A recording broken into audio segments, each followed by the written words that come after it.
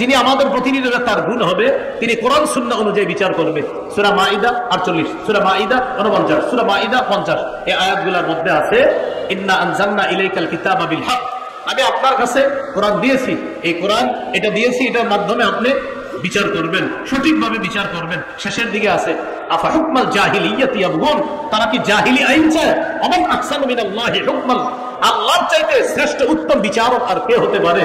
এই জন্য আমরা যদি আমাদের বাংলাদেশে আল্লাহর আইন বাস্তবায়ন করতে চাই, আল্লাহর কসম সত্যি বলছি, আমাদের একজন যোগ্য, 4 কাজের যোগ্যতা রাখে, 10 গুণে মৌলিক গুণান্বিত এমন কোন ব্যক্তিকে আমাদের দেশের দায়িত্ব দিতে হবে। তাহলে ইনশাআল্লাহ এদেশে সংসদ চলবে কোরআন অনুযায়ী, এদেশের বিভিন্ন পার্লামেন্ট চলবে কোরআন অনুযায়ী। আল্লাহর কসম আমরা স্বপ্ন দেখতেছি যে 90% মুসলমানের দেশ, এটা তো একটা স্বাভাবিক বিষয়। এদেশের সংসদ চলবে কোরআন অনুযায়ী, এদেশের বিচার ব্যবস্থা চলবে কোরআন অনুযায়ী। মানে এটা এমন কোনো কথা না যে হুজুর এটা কোনো কথা না, এটা তো সাধারণ কথা। 90% মুসলমানের দেশ, বলেন কি অনুযায়ী দেশ চলবে? সংসদ কি অনুযায়ী হবে? কোর্ট কি অনুযায়ী হবে? এটা তো একটা স্বাভাবিক বিষয়, মনে থাকবে তো ইনশাআল্লাহ। এটা হবে না। এখন আপনি লাইনের গ্যাস বন্ধ করে দিয়ে বোতলের গ্যাস চালু করলেন, চালু করার পরে এটার দাম নির্ধারণ করলেন 600 টাকা, কিন্তু বাজারে আসলো 1400-1500 টাকা। এমনি বলতেছি, কথার কথা। তো ভাই 1500 কিভাবে হলো? 600 হলো মূল দাম, এরপরে 1 টাকা পায় অমুকে, আরেক টাকা অমুকে, আরেক টাকা তমুকে, এইভাবে অমুকে আর তুমুকে যারা পায় আর যারা নেয়, এই জাতীয় কাউকে যদি আবার প্রতিনিধি নির্বাচন করা হয়, তাহলে রডের পরিবর্তে আবারও বাঁশ পাওয়া যাবে। মাথায় রাখতে হবে, বাস্তব। আল্লাহুম্মা সাল্লি আলা মুহাম্মাদিন ওয়া আলা আলি মুহাম্মাদ কামা সাল্লাইতা আলা ইব্রাহিম ওয়া আলা আলি ইব্রাহিম ইন্নাকা হামিদুম মাজিদ। আল্লাহুম্মা বারিক আলা মুহাম্মাদিন ওয়া আলা আলি মুহাম্মাদ كما باركت على إبراهيم وعلى آل إبراهيم إنك حميد مجيد. জাতীয় ওলামা মাশায়েখ আইম্মা পরিষদ কর্তৃক আয়োজিত জুলাই শহীদদের স্মরণে এই ওয়াজ মাহফিল এবং আলোচনা সভায় উপস্থিত আছেন ইসলামী আন্দোলন বাংলাদেশের সম্মানিত আমিরুল মুজাহিদিন হযরত মাওলানা মুফতি সৈয়দ মোহাম্মদ রেজাউল করিম পীর সাহেব চরমনাই হাফিজাহুল্লাহ,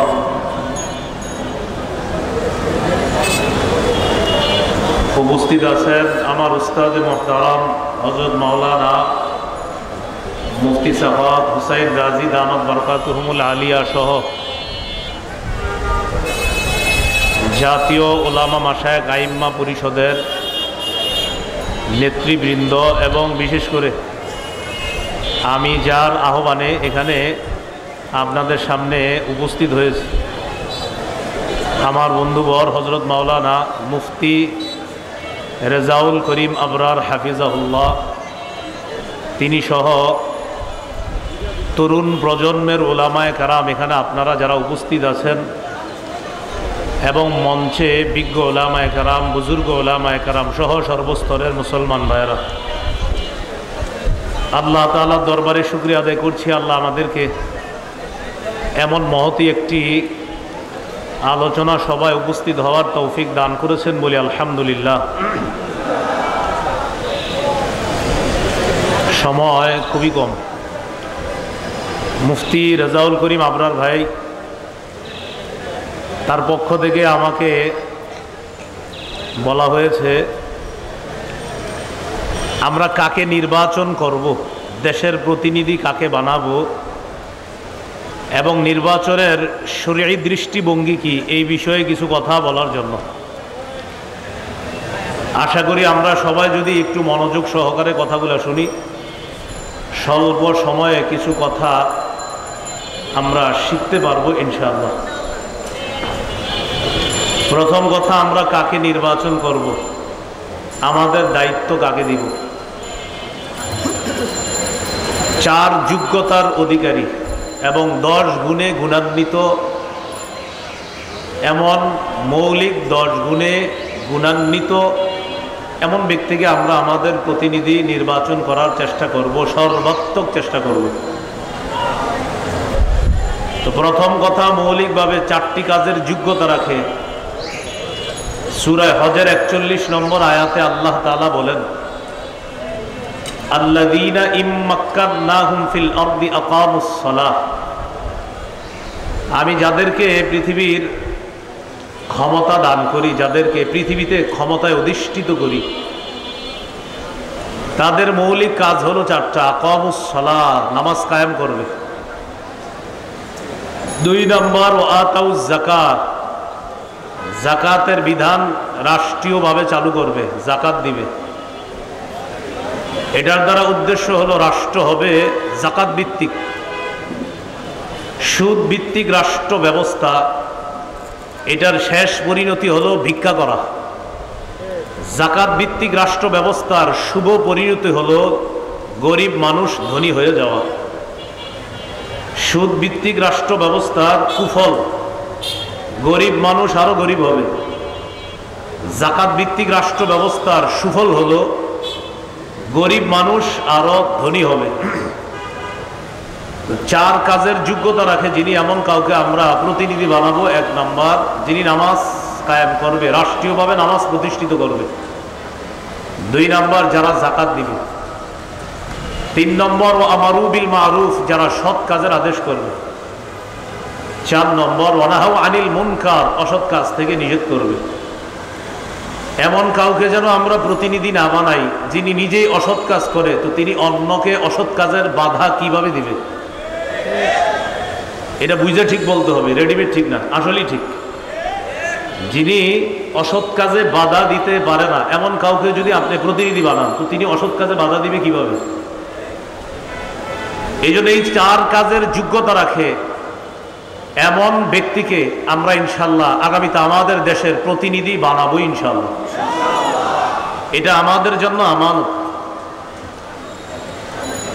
10টি মৌলিক গুণের অধিকারী হতে হবে যিনি আমাদের দায়িত্বশীল হবেন। 1 নম্বর, তিনি আল্লাহমুখী হবে, পরকালমুখী হবে। ক্ষমতা যত বেশি হবে তিনি তত বেশি আল্লাহমুখী হবে।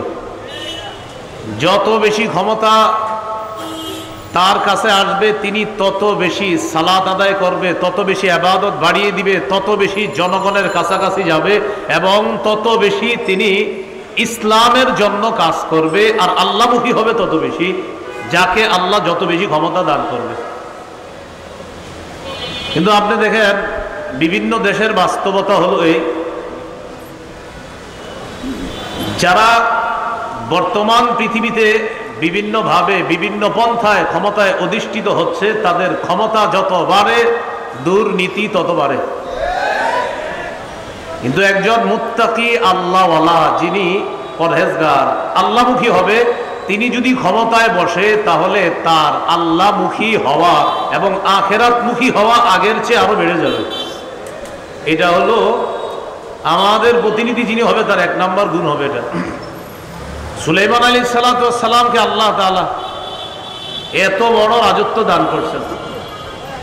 সূরা আম্বিয়ার 81 নম্বর আয়াতে আল্লাহ বলেন, ওয়ালি সুলাইমান আর-রিহা আসিফাতান তাজরি বিআমরিহি ইলাল আরদিল্লাতী বারাকনা ফিহা। আমি সুলাইমানের জন্য ঝড়ো হাওয়াকে বশীভূত করে দিলাম, বাতাসকে তার অনুগামী করে দিলাম। সুলাইমান আলাইহিস সালাতু ওয়াস সালাম বাতাসের উপর এমনভাবে তার ক্ষমতা আল্লাহ প্রতিষ্ঠিত করেছিলেন, সকালবেলা সিংহাসনের মধ্যে অধিষ্ঠিত হয়ে বাতাসকে হুকুম করতেন, অমুক এলাকায় আমার কাজ আছে, আমাকে নিয়ে যাও। মুহূর্তের মধ্যে বাতাস সিংহাসন 1 মাসের দূরত্বে পৌঁছায় দিত।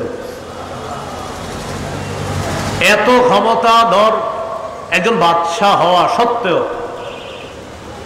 সূরা সাদের 30 নম্বর আয়াতে সুলাইমান নবীর ব্যাপারে আল্লাহ বলেন, ওয়া ওয়াহাবনা লিদাউদা সুলাইমান নি'মাল আবদু ইন্নাহু আওয়াব। আমি দাউদ নবীকে সুলাইমান নামে একটা পুত্র দান করলাম, আর এই সুলাইমান কেমন? ইন্নাহু আওয়াব, তিনি খুব বেশি আল্লাহর দিকে ঝুঁকে পড়ে, খুব বেশি আল্লাহমুখী হয়। আল্লাহ বলছেন আওয়াব, তিনি বারবার আল্লাহমুখী হয়। ক্ষমতা সুলাইমান নবী যত পেয়েছেন তিনি তত বেশি আল্লাহমুখী হয়েছেন। সূরা নামলের 15 থেকে 19 নম্বর আয়াত, লম্বা হিস্ট্রি। সুলাইমান আলাইহিস সালাতু ওয়াস সালাম বহর নিয়ে রওনা করলেন, পিঁপড়ার এলাকায় গেলেন। যাওয়ার পর যখন তিনি পিঁপড়ার এলাকায় নামবে, নামার পর তার সাথে বিশাল বাহিনী, তারাও সেখানে হাঁটবে। পিঁপড়ার রানী যে ছিল, কালাত নামলাতু ইয়া আইয়ুহান নামলু দুখুলু মাসাকিনাকুম লা ইয়াহতিমান্নাকুম সুলাইমানু ওয়া জুনুদুহু ওয়া হুম লা ইয়াশউরুন।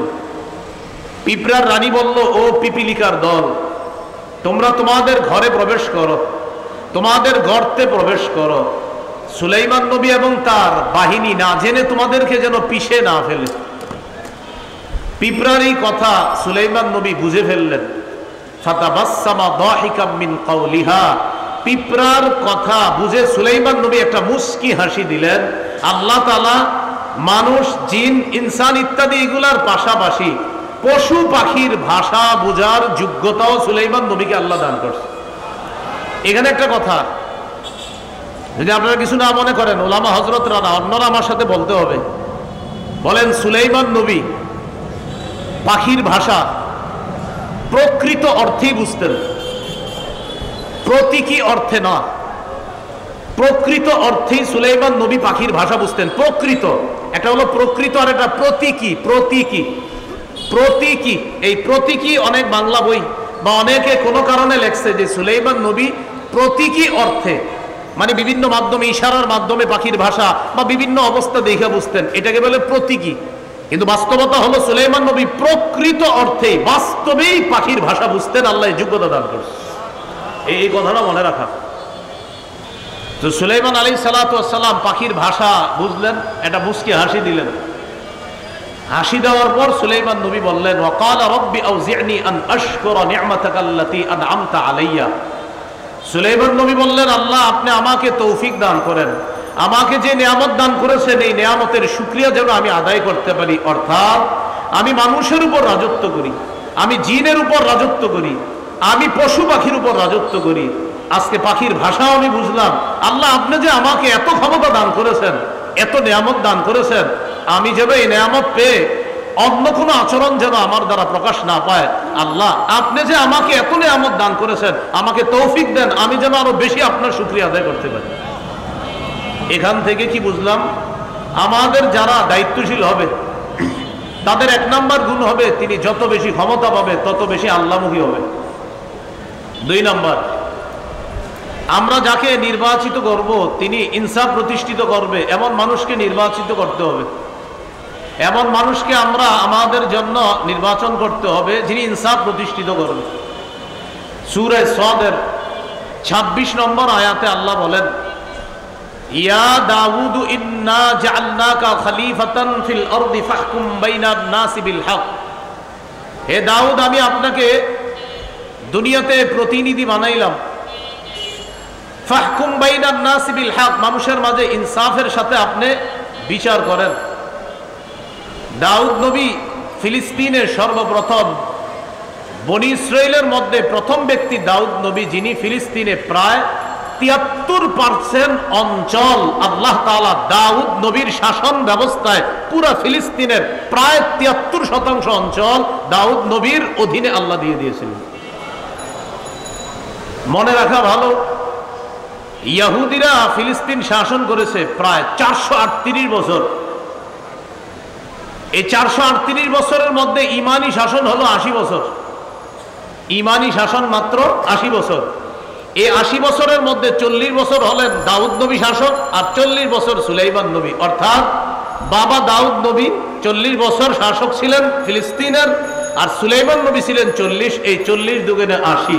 মনে রাখবো আমরা, বনি ইসরাইল জাতি ফিলিস্তিন শাসন করছে প্রায় 438, এর মধ্যে ইমানি শাসন ছিল মাত্র 80 বছর। এই 80 বছর হলো দাউদ নবীর 40 বছর আর সুলাইমান নবীর 40 বছর। দোনো নবীর ব্যাপারে আল্লাহ সূরা নামলের 15 নম্বর আয়াতে বলেন, ওয়াকালাল হামদুলিল্লাহিল্লাযী ফাদ্দালানা আলা কাসীরিম মিন ইবাদিহিল মুমিনিন।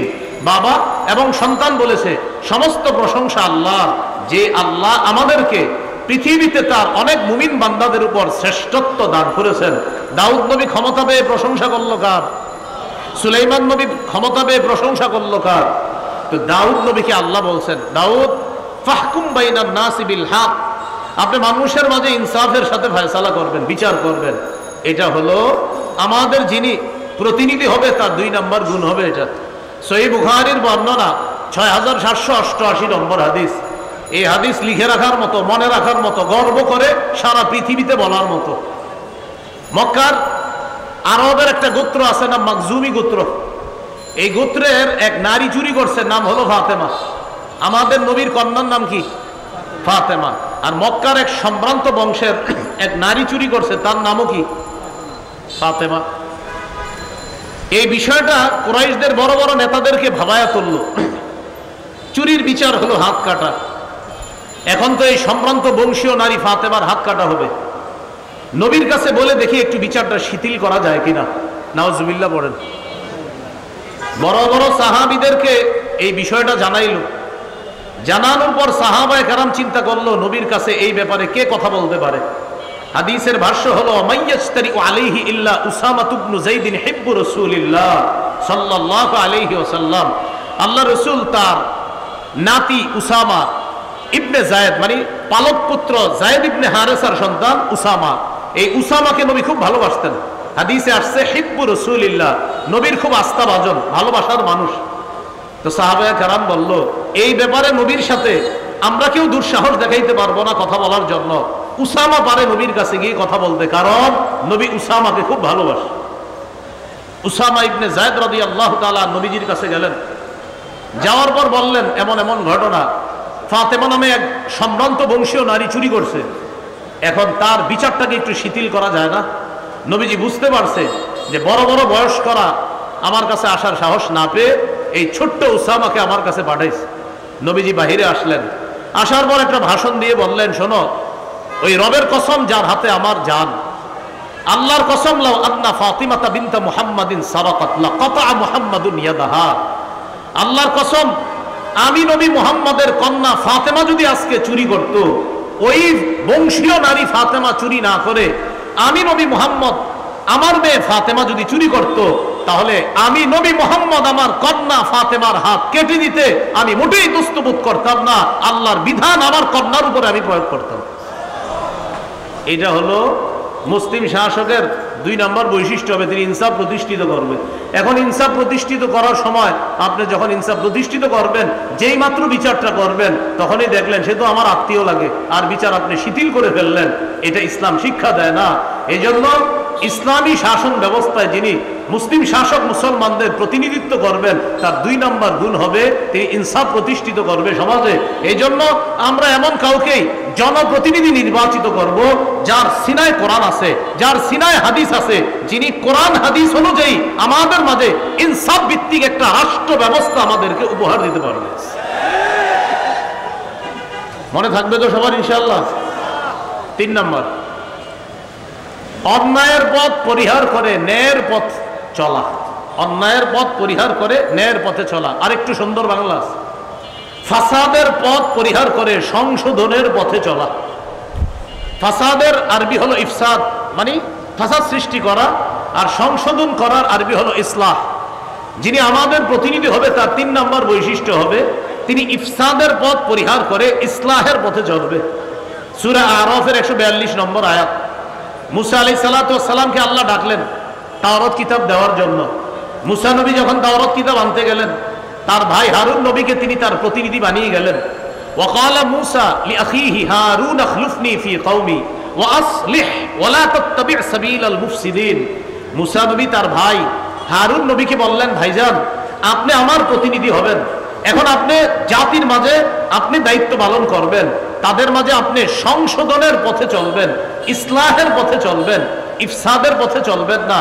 তাদের মাঝে আপনি ইসলাহ করে দিবেন, তাদের মাঝে কোনো ঝগড়া বিবাদ হলে এটা আপনি মিটিয়ে দিবেন, অর্থাৎ আপনি সংশোধনের পথ বেছে নিবেন, ইফসাদের পথ বেছে নিবেন না।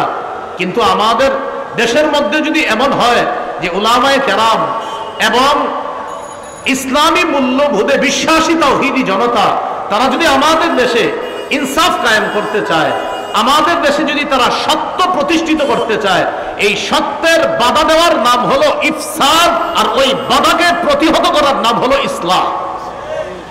সত্য এটা যদি কেউ বাধা দেয়, এই বাধা দেওয়ার নাম ইফসাদ। মনে করেন এখানে আজকে জাতীয় উলামা মাশায়েখ, আইম্মা মাশায়েখ কর্তৃক যে একটা আয়োজন হলো, এখানে সত্য প্রতিষ্ঠিত করার জন্য চেষ্টা করা হচ্ছে। এই চেষ্টায় বাধা দেওয়ার নাম ইফসাদ, মানে ফাসাদ সৃষ্টি করা, আর এই ফাসাদকে প্রতিহত করার নাম ইসলাহ, মানে সংশোধন করা। অতএব উলামায়ে কেরাম যখন মাঝে মাঝে বিভিন্ন দাবি দাওয়া নিয়ে সোহরাওয়ার্দী উদ্যান সহ আমাদের দেশের বিভিন্ন জায়গায় বিশাল বড় কোনো আয়োজন করে, এবং তারা যখন কোনো দাবি দাওয়া পেশ করে, বুঝতে হবে ইসলামী মূল্যবোধে বিশ্বাসী তাদের দাবি এটা সত্যের পক্ষের দাবি। এই সত্যের বিরোধিতা করার নাম ফাসাদ সৃষ্টি করা, আর আমরা এটাকে প্রতিহত করব, এটার নাম হলো সংশোধন করা। এই হলো 3 নাম্বার। 4 নাম্বার যিনি আমাদের প্রতিনিধি হবে, তার 4 নাম্বার বৈশিষ্ট্য, তিনি শিষ্টের লালন করবে, দুষ্টের দমন করবে। এই কথাটা মনে রাখবেন। আমাদের যিনি প্রতিনিধি হবে, তার 4 নাম্বার বৈশিষ্ট্য, ভালোকে লালন করবে, খারাপকে দমন করবে। কিন্তু আমরা এই বাংলাদেশের পরিস্থিতি এবং বাস্তবতা এবং সত্য কথা, আমাদের কথাগুলা অনেক দূর পর্যন্ত যাওয়া দরকার। আমরা দেখি আমাদের দেখে ভালো যারা, তাদেরকে দমন করা হয়, আর খারাপ যারা, তাদেরকে লালন করা হয়। অথচ উচিত কি? ভালোকে লালন করা, খারাপকে দমন করা। উলামায়ে কেরাম, ইসলামী মূল্যবোধে বিশ্বাসী তাওহীদি জনতা, এরা হলো ভালো, এদেরকে লালন করতে হবে। এদেশে 90 ভাগের বেশি মুসলমান। এই মুসলমানের স্বাধীন দেশে সবচাইতে পরাধীন মনে করা হয় মুসলমানদেরকে। যদি পরাধীন মনে করা না হতো, তাহলে মুসলমানদের বিভিন্ন ইস্যুতে তাদের দাবি দেওয়া সবচাইতে গুরুত্বযুক্ত, কারণ পার্সেন্ট হিসাবে এই দেশে কারা বেশি। তো এরপরও আমাদের দাবি দেওয়ার মূল্যায়ন করা হচ্ছে না। কিছু কিছু ক্ষেত্রে এমন মনে হয় যেন আমাদের কথাগুলো কানেই নেয় না, যে তোমাদের যা মন চায় করো আর আমি যা মন চায় করবো না। এই জাতীয় কোনো কর্মকাণ্ড ভবিষ্যতে চলতে দেওয়া যায় না, উচিত না। উলামায়ে কেরাম যে কোনো কাজে কর্মে এবং অন্যায়, উলামায়ে কেরাম যদি আমাদেরকে যে কোনো জায়গায় আহ্বান করে স্বতঃস্ফূর্তভাবে, টুপি দাড়িওয়ালা সহ অন্য মুসলিম ইসলাম যারা আছে, ইসলামী মূল্যবোধে বিশ্বাসী সকলকে নিয়ে কারা কারা ইনশাল্লাহ আমরা তাদের আহ্বানে সাড়া দিতে রাজি আছি? রাজি আছি তো সবাই ইনশাল্লাহ?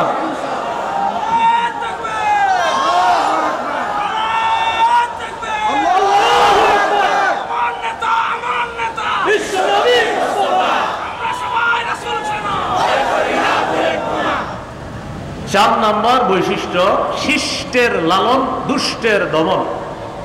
আয়াতগুলো বলছি না, আমি শুধু নাম্বারটা বলে দেই। সূরা কাফ 83 থেকে 91 নম্বর আয়াত পর্যন্ত যুলকরনাইন বাদশার একটা ঐতিহাসিক সফর সম্পর্কে আল্লাহ আলোচনা করেছে। সেটা হলো পৃথিবীর একদম পশ্চিম প্রান্তে তিনি একটা সফর করছে, যেখানে সূর্য অস্ত যায়। সেখানে গিয়ে দেখলেন এক জাতি, এই জাতি আল্লাহ বিশ্বাস করে না, তারা জুলুম করে। আল্লাহ তাদের ব্যাপারে যুলকরনাইন বাদশাকে বললেন, তাদের উপরেও আপনার ক্ষমতা আমি প্রতিষ্ঠিত করলাম। এখন তাদের ব্যাপারে আপনাকে 2টা অপশন দিলাম, ইম্মা আন তাত্তাখিযা ফীহিম হুসনা, ইম্মা আন তুআযযিবা ওয়া ইম্মা আন তাত্তাখিযা ফীহিম হুসনা। হয়তো তাদেরকে শাস্তি দিবেন, না হয় তাদের ব্যাপারে আপনি ভালো কোনো পন্থা অবলম্বন করবেন।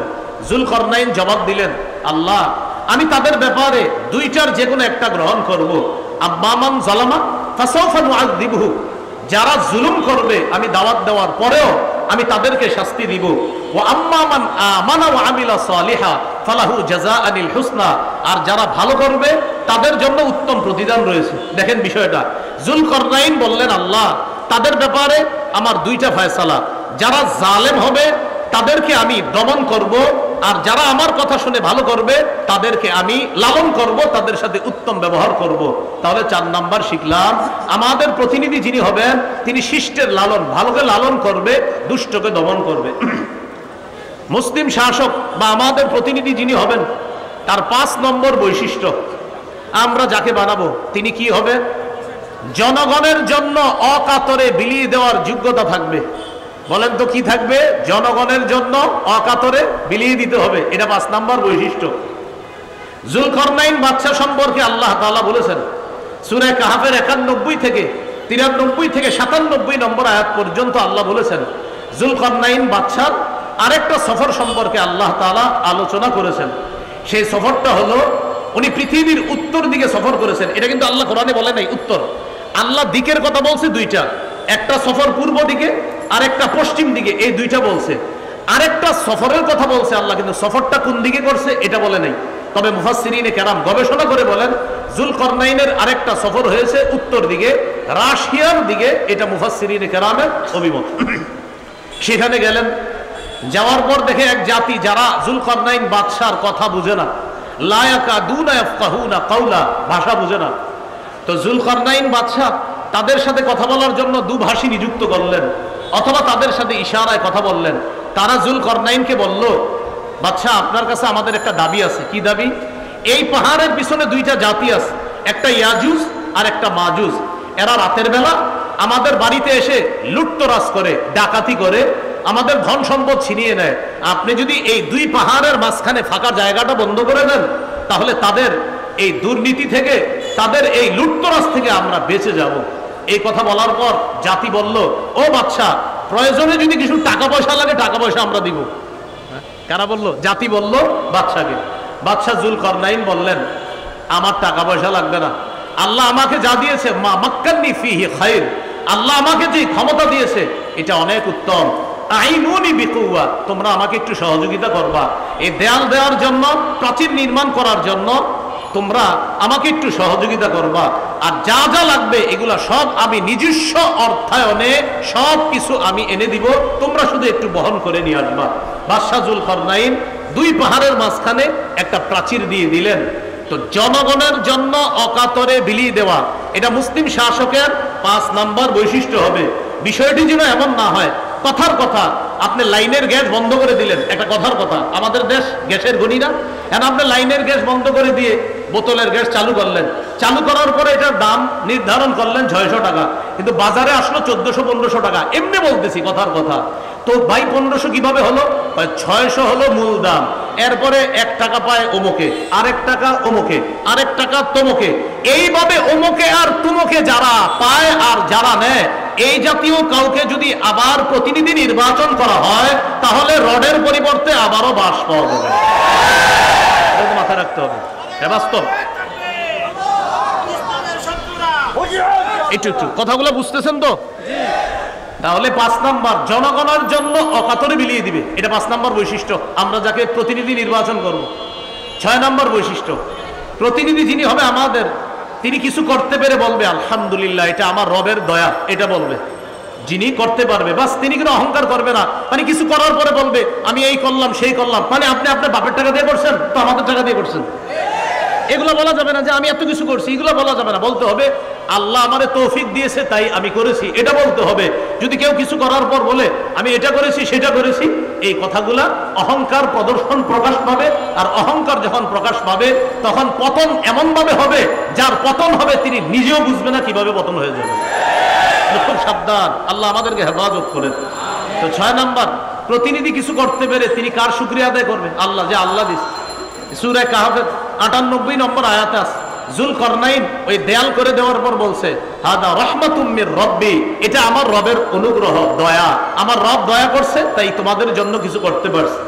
আমরা যাকে প্রতিনিধি নির্বাচন করব তার 7 নাম্বার বৈশিষ্ট্য, তিনি রক্ষণাবেক্ষণ এবং অর্থনীতিতে পারদর্শী হতে হবে। রক্ষণাবেক্ষণ এবং অর্থনীতি। আমাদের উপর একটা অভিযোগ উঠেছিল যে ওলামায়ে কেরাম কি অর্থনীতি বুঝে? এরকম মাওলানা হওয়ার 2 বছর আগে আমাদের কওমি মাদ্রাসার ছাত্ররা অর্থনীতির ব্যাপারে পোকা হয়ে যায়, অর্থনীতি শুধু বুঝে না। মাওলানা হওয়ারও 2 বছর আগে আমাদের কওমি মাদ্রাসার ছাত্রদেরকে অর্থনীতি খাওয়ায়া দেওয়া হয়। হ্যাঁ, আমরা একটা অর্থনীতি, সেটা হলো এটার বিরোধিতা করি, এই জন্য মনে করে আমরা বুঝি না। সেটা কি? সুদ ভিত্তিক অর্থনীতির বিরোধিতা আমরা করি। এই জন্য যারা সুদ ভিত্তিক অর্থ ব্যবস্থা চায় তারাই বলে যে ওলামায়ে কেরাম অর্থনীতি বুঝে না। কারণ ওলামায়ে কেরাম যাকাত ভিত্তিক অর্থনীতি বুঝে, আর সুদ ভিত্তিক অর্থনীতি এটা জাহান্নামী। এটা বলার কারণে একদল মানুষ আমাদেরকে অভিযুক্ত করে যে আলেমরা অর্থনীতি বুঝে না। আসলে বিষয়টা এমন না, আলেমরা অর্থনীতি শুধু বুঝে না, ওলামায়ে কেরাম অর্থনীতি পড়ানোর যোগ্যতা রাখে। এই কথাটা 7 নাম্বার, রক্ষণাবেক্ষণ এবং অর্থনীতিতে পারদর্শী। ইউসুফ আলাইহিস সালামের ব্যাপারে আছে সূরা ইউসুফের 55 নম্বর আয়াত। ইউসুফ নবী যখন দেখলেন যে এই দেশে যদি খাদ্য ভাণ্ডারের দায়িত্ব আমি না নেই তাহলে জালেমরা খাবার শেষ করে ফেলবে, ইউসুফ নবী নিজেই দায়িত্ব চেয়ে নিলেন, ইজআলনি আলা খাজাইনিল আরদ, আমাকে খাদ্য ভাণ্ডারের দায়িত্ব দেন। ইউসুফ নবী বললেন, এখান থেকে একটা বিষয় বুঝে আসে, বুখারীতে আছে লা তাসআলিল ইমারত, দায়িত্ব চেয়ে নিও না। আর কোরআনে দেখলাম আমরা ইউসুফ নবী বলতেছে আমাকে দায়িত্ব দেন, বুখারীতে আছে দায়িত্ব চেয়ে নিও না। আর সূরা ইউসুফের মধ্যে ইউসুফ নবী দায়িত্ব চেয়ে নিচ্ছে। এটার উত্তর হলো, যখন যোগ্য ব্যক্তি দায়িত্বে থাকবে তখন আমার আপনার দায়িত্ব চেয়ে নেওয়া দরকার নাই। আর অযোগ্য ব্যক্তিতে যখন দেশের দায়িত্বের জায়গাগুলো ভরপুর হয়ে যাবে, যোগ্য ব্যক্তিরা তখন ওই দায়িত্ব চেয়ে নিবে, যেভাবে হোক সঠিক পন্থায় ওই দায়িত্ব চেয়ে নিয়ে সেখানে যোগ্য ব্যক্তিরা বসতে হবে। বুঝে আসছে তো? বুখারীতে আসছে দায়িত্ব চেয়েও না, চেয়েও না মানে যোগ্যরা থাকলে তোমার চাওয়া দরকার নাই। আর সূরা ইউসুফে কি আসছে, অযোগ্যরা যখন দায়িত্বে থাকবে তখন যোগ্যরা দায়িত্ব চেয়ে নিতে হবে। 8 নাম্বার, আমাদের প্রতিনিধি যিনি হবেন তিনি ঘুষ গ্রহণ করবে না। এটা 2 বার জোরে বলেন, জোরে বলেন সবাই, কি 2 বার কি গ্রহণ করবে না? আবার বলেন, কি গ্রহণ করবে না? এটা এরকম লোক আমরা প্রতিনিধি বানাতে হবে। সূরা নামলের 35-36 নম্বর আয়াত। রানী বিলকিস সুলাইমান নবীর কাছে হাদিয়া পাঠাইছে। হাদিয়া কেন পাঠাইছে? তাফসীরের কিতাবে আসছে। রানীর উদ্দেশ্য হলো, সুলাইমান নবী যদি হাদিয়া পাওয়ার পর চিন্তা করে এত কিছু দিল, যাক এই মহিলারা আর কিছু বলবো না। তো রানীর উদ্দেশ্য হলো সুলাইমান নবী তার রাজত্বে নিয়ে থাকবে আর আমি আমার রাজত্বে আমি রানীগিরি করব। এই জন্য হাদিয়া পাঠাইছে। সূরা নামলের 35-36 নম্বর আয়াতে আছে। তো রানীর ওই কথাগুলো সেখানে আছে, দেখবেন খুব সুন্দরভাবে। ইন্নী মুরসিলাতুন ইলাইহিম বিহাদিয়্যা ফানাযিরাতুন বিমা ইয়ারজিউল মুরসালুন, আমি তার কাছে উপঢৌকন পাঠাবো, দেখি হাদিয়া পাঠানোর পর তার রিয়াকশনটা কি হয় দেখবো। তো রানীর উদ্দেশ্য হলো যদি হাদিয়া গ্রহণ করে তাহলে বুঝবো যাক উনি ওনার রাজত্ব নিয়ে থাকবে, আমি আমারটা। আসলে রানীর উদ্দেশ্য সেটা হাদিয়া ছিল না, হাদিয়ার নামে ঘোষ পাঠানো ছিল। এই জন্য ঘোষ কাকে বলে? একটা হলো হাদিয়া আর একটা ঘোষ। ঘোষ মানি, ভাই ভালো আছেন আপনি? ঠিক আছেন তো? এই ঠিক আছেন তো মানে আপনি কিছু করেন না, আপনি আপনার জায়গায় থাকেন, আমার জায়গায় রাখেন, আমি এই এলাকাটা দেখভাল করব। আর আপনার এটারে হাদিয়া, এটা ঘোষ, এটা হলো ঘোষ, এটা ঘোষ, এটা হাদিয়া না, এটা উপহার না। দিয়ে বলে কি বাসায় কিছু নিয়ে যায়, কিছু খায়েন, বলে আমি কি করব, আর না কিছু খায় না, আর আমার জিনিসটা একটু খেয়াল রাখেন। এই যে খেয়াল রাখেন বলাটা, তখন আর এটা হাদিয়া না, এটা ঘোষ হয়ে যায়। এলো 8 নাম্বার। 9 নাম্বার, আমরা যাকে প্রতিনিধি নির্বাচন করব তিনি আমানতদার হবে। কি হবে ভাই? আমানতদার হবে। সূরা নিসা 58 নম্বর আয়াতে আল্লাহ বলেন, ইন্নাল্লাহা ইয়া'মুরুকুম আন তুআদ্দুল আমানাতি ইলা আহলিহা, আল্লাহ তোমাদেরকে আদেশ করেন তোমরা আমানত যথাযথ জায়গায় পৌঁছে দাও। সহিহ বুখারীর বর্ণনা, রাসূলুল্লাহ সাল্লাল্লাহু আলাইহি সাল্লামকে প্রশ্ন করা হলো, হুজুর কিয়ামত কবে? নবীজি সাল্লাল্লাহু আলাইহি সাল্লাম বললেন, ইদা বুসিদাল আমরু ইলা গায়রি আহলি ফান্তাজিরিস সাআ, যখন দায়িত্ব অযোগ্য ব্যক্তিকে দেওয়া হবে তখন কিয়ামতের অপেক্ষা করো। এটা একটা বর্ণনা। আরেক বর্ণনায় রাসূল সাল্লাল্লাহু আলাইহি সাল্লাম বললেন, ইদা তুইয়াতিল আমানা ফান্তাজিরিস সাআ, যখন আমানত গুটিয়ে দেওয়া হবে, আমানত উঠিয়ে দেওয়া হবে তখন কিয়ামতের অপেক্ষা করো। সাহাবায়ে কেরাম প্রশ্ন করলেন, কাইফা ইদাতুহা ইয়া রাসূলুল্লাহ, হুজুর আমানত কিভাবে উঠিয়ে নেওয়া হবে? নবী বললেন, ইদা উসনিদাল আমরু, আরেক বর্ণনা ইদা বুসিদাল আমরু ইলা গায়রি আহলি, যখন অযোগ্য ব্যক্তিকে দায়িত্ব দেওয়া হবে, এই অযোগ্যকে দায়িত্ব দেওয়া মানে আমানত উঠিয়ে নেওয়া। এখানে একটা বাংলা মনে রাখবেন, যোগ্য ব্যক্তিকে যোগ্যতার আসনে বসানো এটা আমাদের জন্য আমানত, আর যোগ্য ব্যক্তি যোগ্যতার আসনে বসে আমাদের অধিকারগুলা সংরক্ষণ করা এটা ওই দায়িত্বশীল ব্যক্তির জন্য আমানত। আবার বলছি, যোগ্য ব্যক্তিকে যোগ্যতার আসনে বসানো এটা আমাদের জন্য আমানত, আর তিনি ওই আসনে বসে আমাদের অধিকারগুলা যথাযথভাবে আদায় করা এটা তার জন্য আমানত। সর্বশেষ যিনি আমাদের প্রতিনিধি হবে তার গুণ হবে তিনি কোরআন সুন্নাহ অনুযায়ী বিচার করবে। সূরা মাইদা 48, সূরা মাইদা 49, সূরা মাইদা 50, এই আয়াতগুলোর মধ্যে আছে, ইন্না আনজালনা ইলাইকাল কিতাবা বিল হক, আমি আপনার কাছে কোরআন দিয়েছি, এই কোরআন এটা দিয়েছি, এটার মাধ্যমে আপনি বিচার করবেন, সঠিকভাবে বিচার করবেন। শেষের দিকে আছে, আফা হুকমাল জাহিলিয়াতি ইয়াবগুন, তারা কি জাহিলি আইন চায়? অমান আহসানু মিনাল্লাহি হুকমাল, আল্লাহর চাইতে শ্রেষ্ঠ উত্তম বিচারক আর কে হতে পারে? এই জন্য আমরা যদি আমাদের বাংলাদেশে আল্লাহর আইন বাস্তবায়ন করতে চাই, আল্লাহর কসম সত্যি বলছি, আমাদের একজন যোগ্য 4 কাজের যোগ্যতা রাখে, 10 গুণে মৌলিক গুণান্বিত, এমন কোন ব্যক্তিকে আমাদের দেশের দায়িত্ব দিতে হবে, তাহলে ইনশাল্লাহ এদেশে সংসদ চলবে কোরআন অনুযায়ী, এদেশের বিভিন্ন পার্লামেন্ট চলবে কোরআন অনুযায়ী। আল্লাহর কসম আমরা স্বপ্ন দেখতেছি যে 90% মুসলমানের দেশ, এটা তো একটা স্বাভাবিক বিষয়। এদেশের সংসদ চলবে কোরআন অনুযায়ী, এদেশের বিচার ব্যবস্থা চলবে কোরআন অনুযায়ী। মানে এটা এমন কোনো কথা না যে হুজুর এটা কোনো কথা না, এটা তো সাধারণ কথা। 90% মুসলমানের দেশ, বলেন কি অনুযায়ী দেশ চলবে? সংসদ কি অনুযায়ী হবে? কোর্ট কি অনুযায়ী হবে?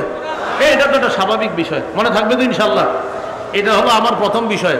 আপনার বাইরে থেকে 2 মিনিট চেয়ে নিচ্ছি। দ্বিতীয় আরেকটা বিষয় দিছে আমারে, যে নির্বাচনের শরীয়ী পদ্ধতি কি। আমি শুধু একটু বলছি, আমি জানি আপনারা এখানে অনেকে আছেন যে হযরত গণতন্ত্র, এই তো বিষয়টা।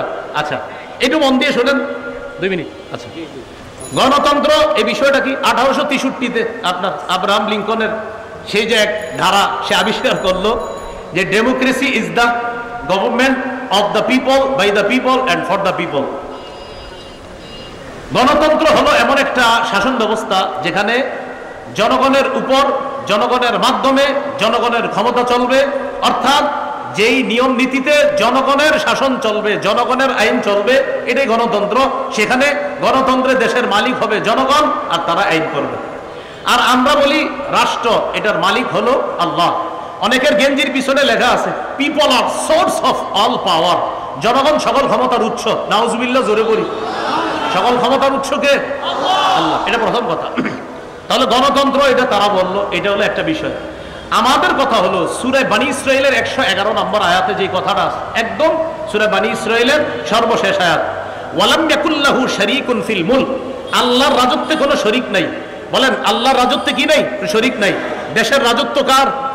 এই আল্লাহর রাজত্বে কোনো শরীক নাই। এটা ইসলামী আকীদা যে দেশের রাজত্ব হবে এটা আল্লাহর মালিকানা।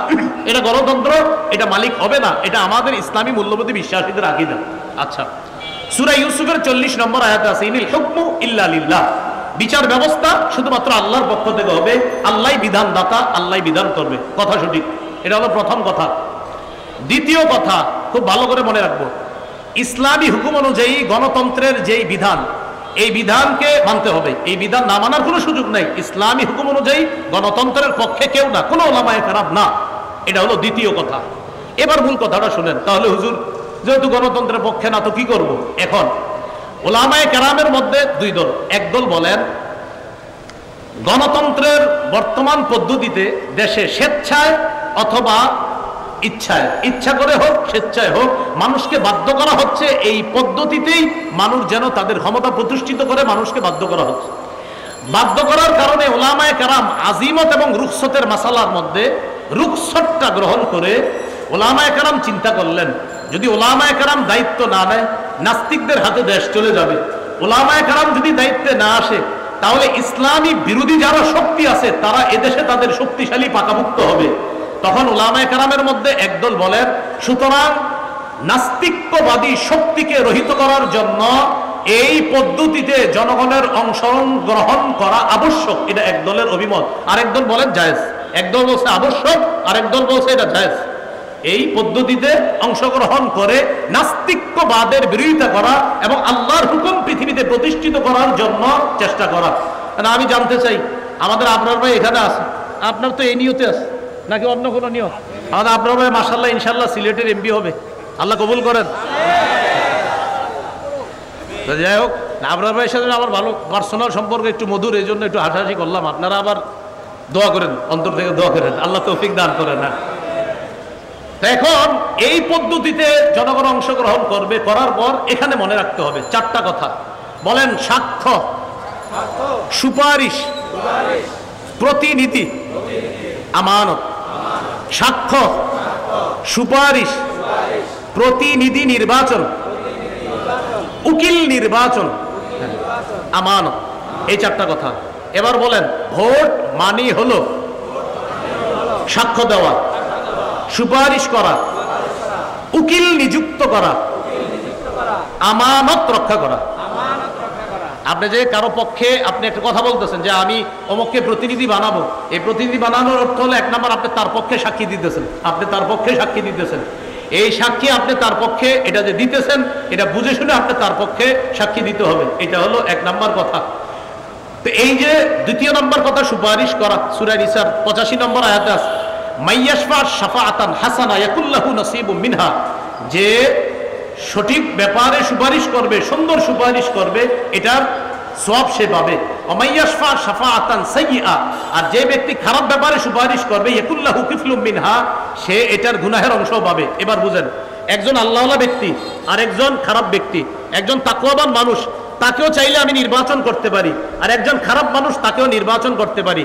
এই আল্লাহওয়ালা মানুষকে আমি তার পক্ষে কথা বলা মানে হলো ভালো কাজের সুপারিশ করা, খারাপ মানুষের পক্ষে কথা বলা মানে খারাপ কাজে সুপারিশ করা। খারাপ কাজে যদি সুপারিশ করি, কিয়ামতের ময়দানে আল্লাহর কাছে আমাকে দাঁড়াতে হবে। তাহলে 1 নাম্বার সাক্ষ্য দেওয়া, আমি সাক্ষ্য দিচ্ছি।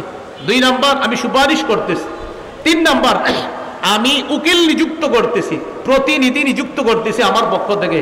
আমরা যাকে দায়িত্বশীল বানাবো, তিনি আমাদের পক্ষ থেকে ওকালতি করবে, আমাদের প্রতিনিধিত্ব করবে।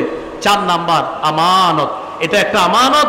প্রিয় ভাইয়েরা, এই আমানত যেন অপাত্রে না পড়ে। আর মুফতি শফি রহমতুল্লাহ আলাইহি লেখছেন 3টা, সাক্ষ্য, সুপারিশ আর হলো প্রতিনিধিত্বের অথরিটি প্রদান করা।